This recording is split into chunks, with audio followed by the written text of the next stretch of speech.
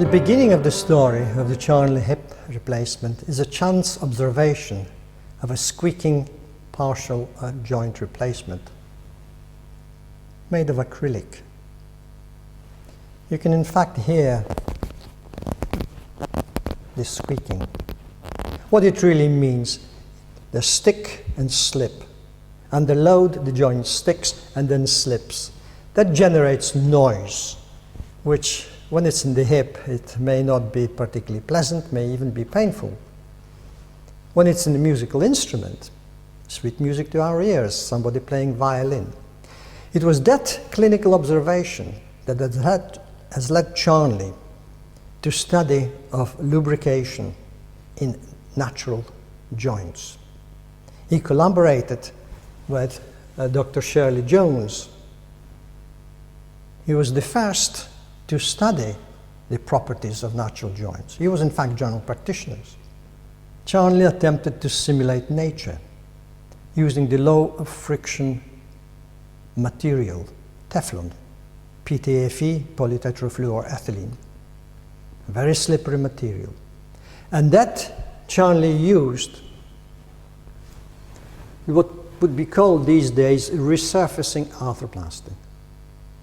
A shell of Teflon was put on top of the femoral head, a shell into the acetabulum, and the interesting thing was the dramatic pain relief. Pain was relieved immediately. Unfortunately, it was not successful mechanically because the joint failed because Teflon wore, both against bone and Teflon against Teflon. Charnley realized that trying to attempt to follow nature is not a good way around. He turned his attention to engineering solution of a biological problem.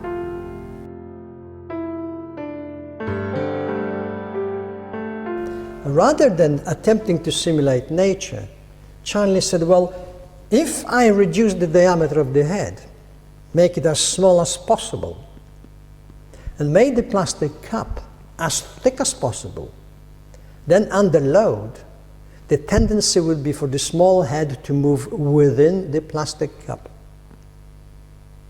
And hence the success, the long-term success of the artificial joint is likely to be longer because it is less likely to move against bone. Unfortunately, there was no material available until November 1962, and that is another story where the late Harry Craven, again may he rest in peace, was involved. High-density polyethylene was the material. And here I have a specimen from 1962. HDP, ultra-high molecular weight polyethylene. It was introduced in Germany as a replacement for buffalo hide, for conveyor belts, washers, gears. So John Charnley, being very pessimistic about plastics, was not in favor. However, Harry Craven tested it. And this is still the material that is being used for the cup of the Charnley hip replacement. The next thing, fixation of the artificial component into the living bone. Originally, dental cement was used. The example is here of the pink dental cement. What is cement? It's a mixture of powder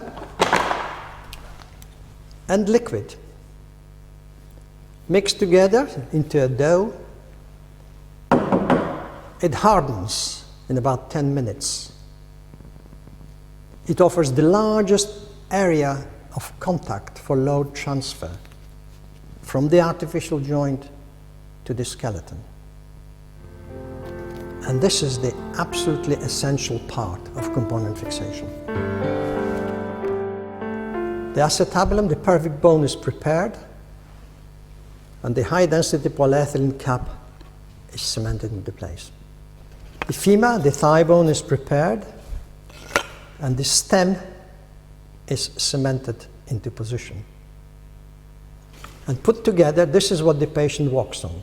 The plastic cap, the metal stem, both grouted into the living bone with acrylic cement. As you can imagine, the pain relief is immediate. And why? Very simple.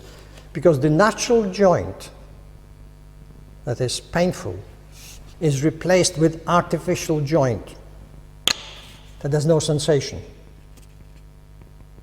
So pain in well-selected patient is immediate and absolute. How successful are the clinical results? Well, I can tell you. 30 to 40 year follow-up, 95% of patients remain pain-free.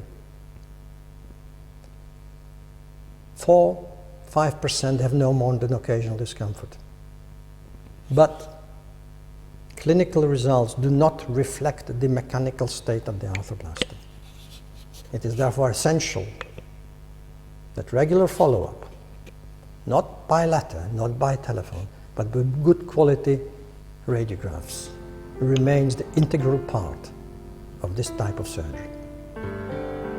One of the problems with major surgery, and more so with any operation where a foreign material, an implant, is introduced into the human body, is the possibility of infection. Charnley got the concept of clean air operating enclosure. The air is taken from outside, it is filtered, humidified, and then pushed into a closed operating enclosure.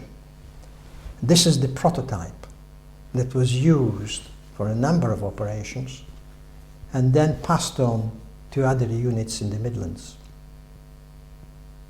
With the introduction of clean air enclosure, and as the number of air changes increased, the incidence of deep infection was reduced. It is only when that level was increased to 300 air changes an hour and total body exosuits were introduced that the infection rate was reduced to below 1%. And clearly this was very much more, well, not acceptable, but more likely a working proposition. It is that clean air enclosure, total body exosuit, that has made this operation possible on a very, very large scale. Over 1,000 hip replacements a year here at Wrightington Hospital. We are many, many years later, through the shipwrecked little boy of the coast of Anglesey, Evan Thomas, Hugh Owen Thomas, Robert Jones, first, second and third, building of the Manchester-Liverpool Ship Canal, Sir Harry Platt, Sir John Charnley, and finally here in Wrightington Hospital, Charnley in hip replacement. It is the perseverance and the hard work of the late Professor Sir John Charnley that has established the design instrumentation of the hip replacement. What we must understand, that in the long run we are looking not only at success of the operation for individual patient, but we're looking for success of the procedure, of the concept for all patients. And that is the essential part of the philosophy of the Charnley hip replacement.